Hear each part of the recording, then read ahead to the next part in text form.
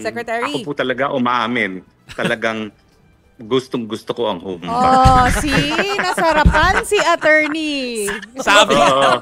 Gustong-gusto ko po yung humba talaga. Opo. Pero, Sek, pakikwento nga sa amin, ano bang nangyari doon punot dulo? Bakit biglang pati yung pagkain ng humba na issue? Oh, hindi po lahat kami nakapanood ng video eh. Well, unang-una, no?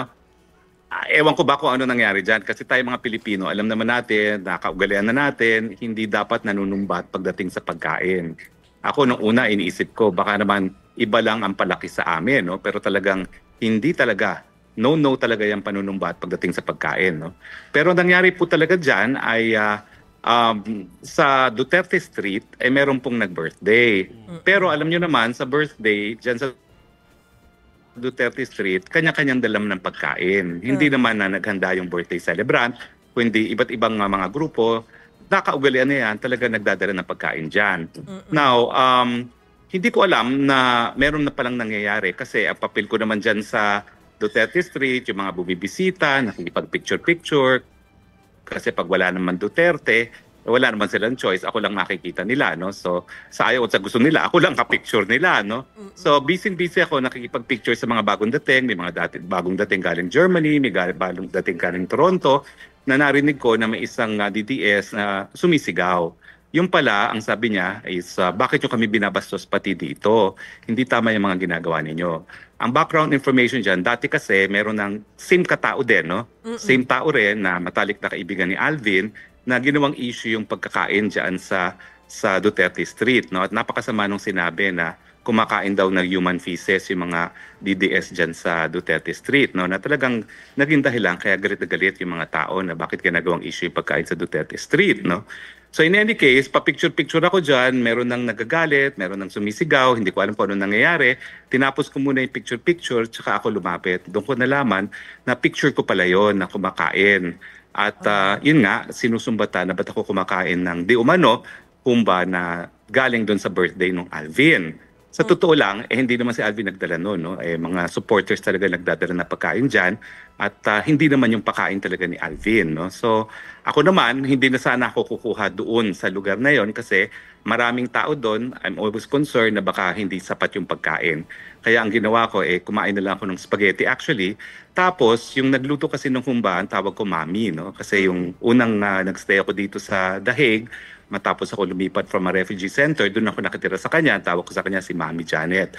So sabi niya, anak, kain ka ng humba. Busog na ako noon, kumuha ko ng maliit, 3 maliliit na pirasong humba para matikman. Sabi ko, Mami, ang sarap-sarap. Yung pala, yun yung ginawang issue ng isang tao, no, na aminado naman kung sino yan. Talagang that's the best friend of Alvin, no? At yung tao naman yan ay nag-apologize dahil siya nanira sa birthday ng kanyang kaibigan, no? Dahil nagalit nga yung mga ibang DDS dahil bakit sinusumbutan yung pagkain.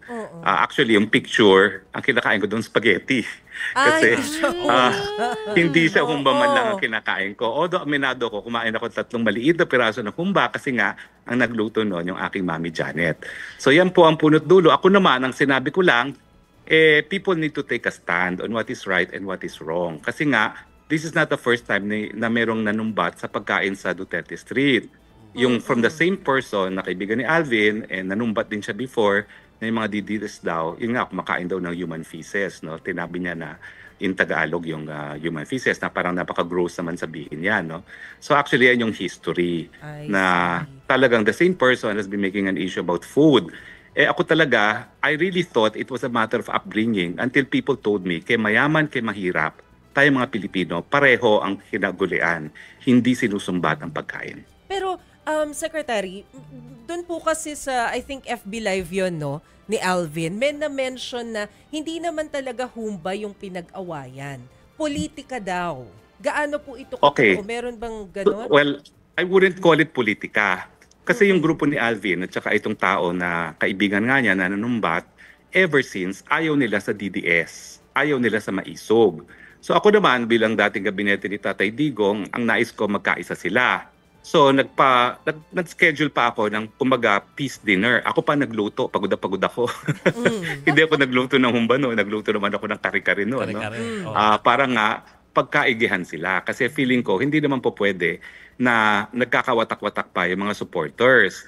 pero walang nangyari doon dahil talagang yung grupo nitong taong na nanira at saka ni Alvin ayaw niya. In fact, itong tao na anyway nag-sorry na naman siya kay Alvin dahil nasira nga niya yung celebration. Si Aldo yan, no?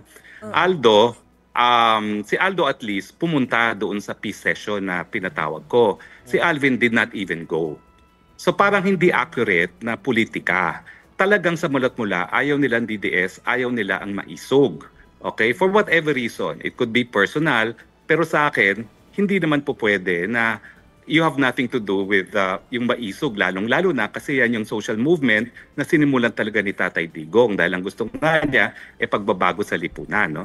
So I tried my best na pagdikitin yung dalawa, pero kung meron mang political differences yan, it's really between yung organized group na Maisog at saka DDS at saka yung grupo nila Alvin. Kasi si Alvin even had a post na talagang he's not part of DDS, he's not part of Maisog, but he supports President Duterte. No?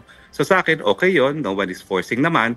Kaya lang, mahirap din, wag sanang i-downgrade o wag sanang siraan din yung mga DDS and Maisog. No? Kumbaga, sige, hindi naman natin makukumpay lahat na sumuporta dyan. And I gave up after that peace meeting that I called everyone, na pinagluto ko silang lahat.